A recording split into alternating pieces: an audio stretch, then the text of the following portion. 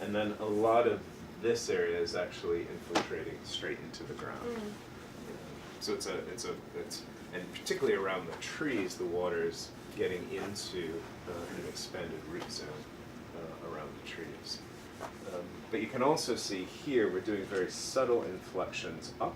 This one rises up and creates seeding along the edge. Water's high here. It was lower before, so we do have fluctuating water that we have to contend with. You can see here. So water's high, almost at the base of some of this platform. So this platform steps. This one is a much more dramatic slope down. But again, it allows for a whole different set of conditions that still allow for a kind of, everyday practice, as well as special moments along the way. So I was saying that's the analog version. This is the very expensive digital version of that. And it's the same idea. How do you create a bench that can accommodate different people in different ways and just offer choice? And these you can run over to the plaza in front of the Science Center to see. But you can already see in this one image, you get a guy sitting on his phone, you've got a couple kids playing, you've got another couple in the back that are laying and smooching. Just through the very simple changes in elevation of the benches. So the way in which people can lie down, the way in which you can look eye to eye with somebody who's smaller than you, and the way in which these things can become informal playthings, appropriable by kids.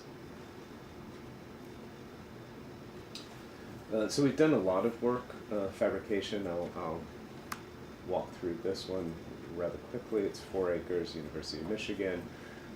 And here we're manipulating the entire section of the site. This was a dead flat site. So there was no sense of scale, of enclosure, of prospect, and nothing to do in the space. It was just lawn, and actually only had 3 paths through it, and a whole series of dirt paths that were connecting people. And so from the standpoint of the social, we're interested in creating spaces and topography and places for students in particular to hang out and gather and play and do things that they couldn't do within the classroom and laboratories that just surrounded it. This is a similar idea of a bench. This one started as a curb, became a seat wall, became a bench, but similar kind of thinking, changed the section. But this one was also embedded within bigger landforms. So these were helping to direct water and acting as retaining walls to create topography that would create other kinds of social opportunities as well. And then what we were doing with this kind of kit of parts, of concrete units, is we could put them together in different ways, create different sections along the way, and offer different ways in which you could begin to think about assembly and gathering across the site. So those letters like A, B, C, they're kind of same module. Yeah. Same module. Okay. So I think for this one we had, I don't know, maybe 20 modules. Right. So there's an efficiency built in to that, because you can then replicate the same module over and over and over again. These change in elevation, but they also change in plan, as you can see here. And so we're taking those modules and creating many different conditions that again offer people different kinds of possibilities. We're also changing material when we add that in this case. But you can begin to see the ways in which people already begin to utilize these things, the ways in which they set up different nooks that people get comfortable with. This kind of system allows us to very deftly avoid trees that exist without it ruining a sculptural composition. It's all part of the same system. And then, we're even changing plant material. This is a low-grow grass that we're using alternately. And you can see here how the simple seat wall, retaining wall, slope condition just offers a different kind of opportunity for somebody to sit up in the sun and still have a sense of looking out rather than being flat on the ground.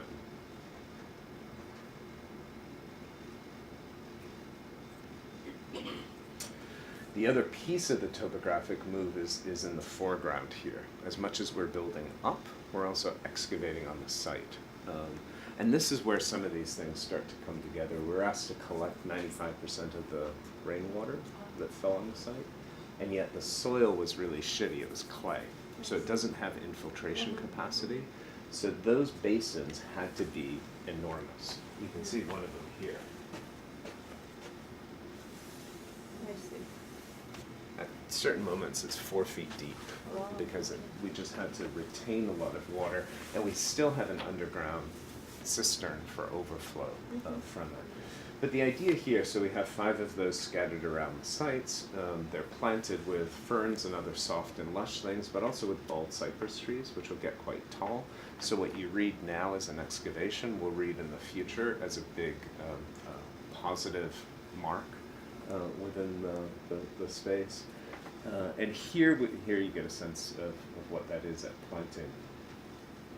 But here we wanted to kind of not only create a beautiful garden, but also make a connection through technology to what was going on in the environment.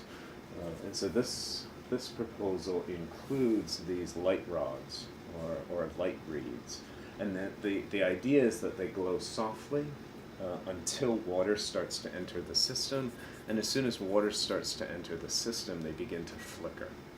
And so as you're moving through campus, at the most miserable time, when it's cold and wet and damp and you want to run as quickly as possible, we've created the most beautiful moment to just pause and pay attention to. That there's something about that moment in the rain that has as much beauty as a fantastic day in the sun.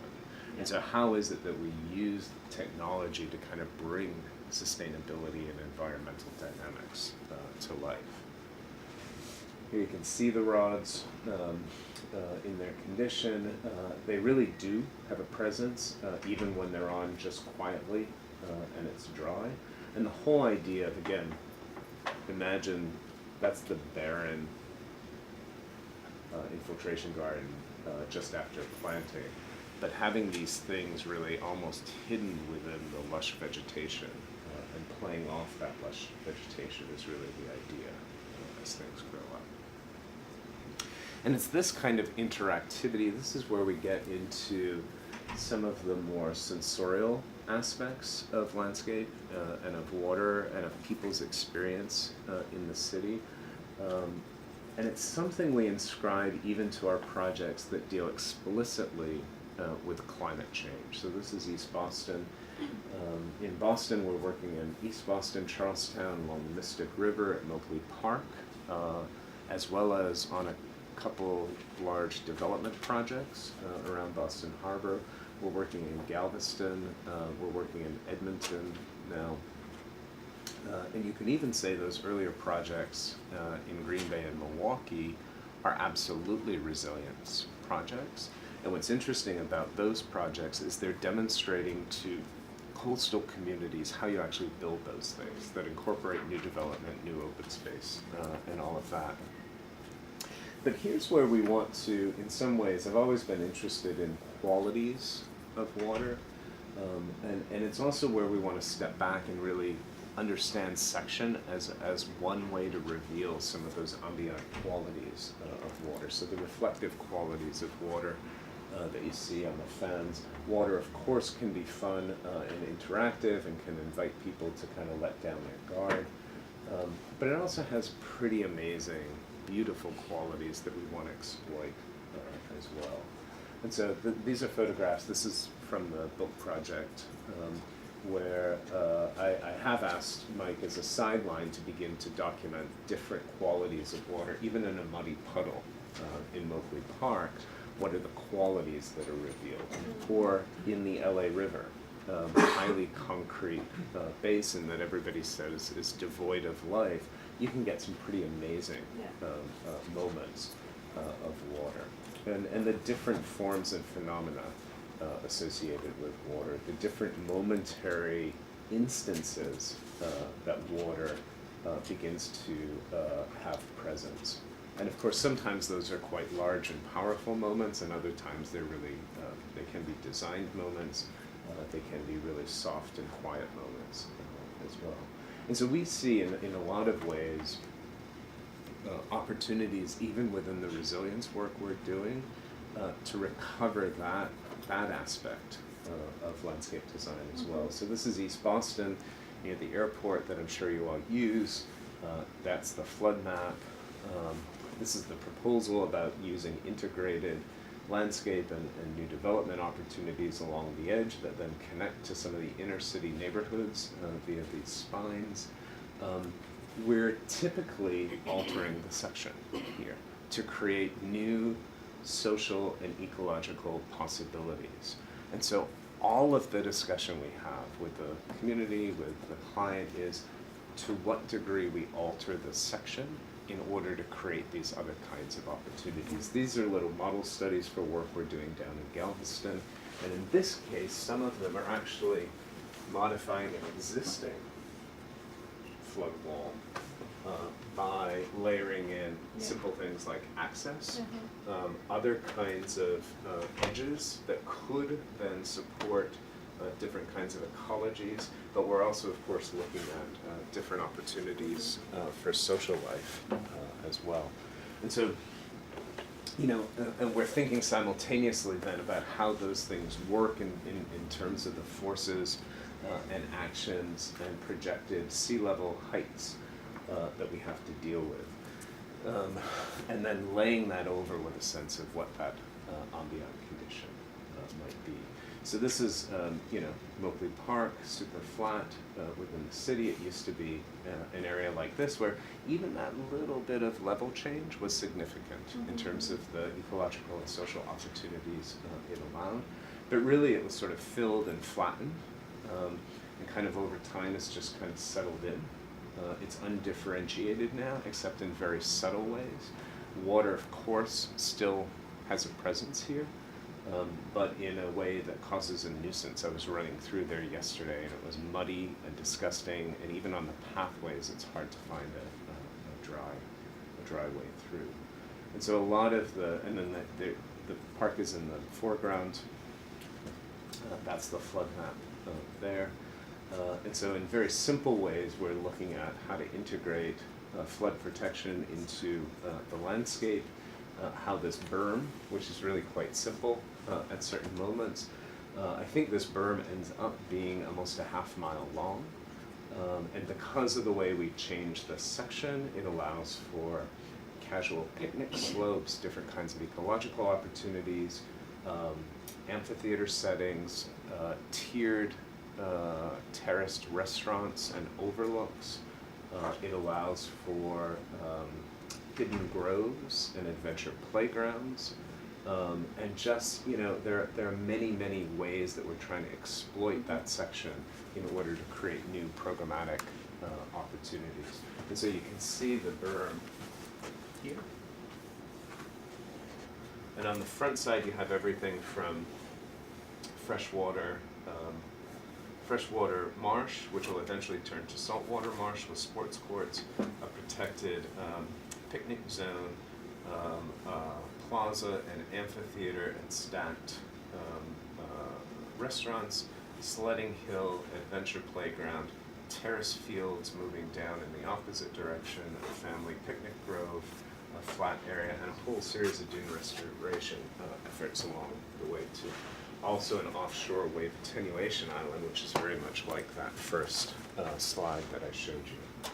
And so this is 90 acres of site, where most of what we're doing is designed through manipulation of that section related to what the potential program opportunities might be and what the resilience strategies might be.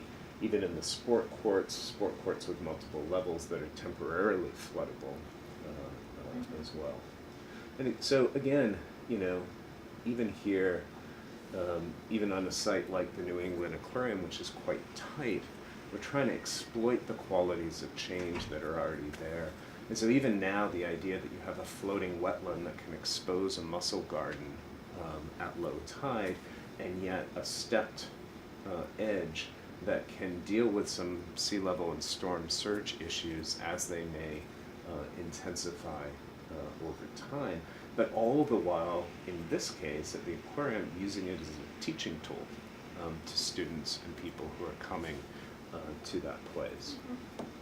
In other cases, like a residential development in South Boston, the idea of very subtle manipulations of that section to really expose people to the daily and seasonal fluctuations within the environment, to really amplify those moments that right now you are not so exposed to within the city, and to create opportunities for you to both observe the subtleties of change within the environment and also some of the more dramatic moments that happen within the environment.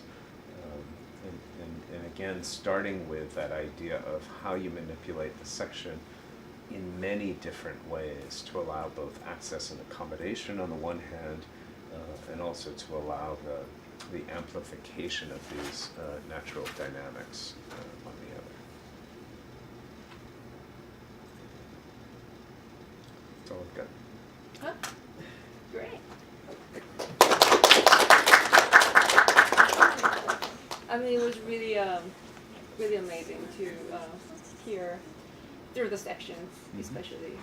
We're gonna have a short break, like 5 minutes. But I think today, all of you, I want all of you to have 1 or 2 questions to really participate in the discussion, because I think it's a really rare opportunity to listen to what Chris is doing, and then especially about the section on resilience.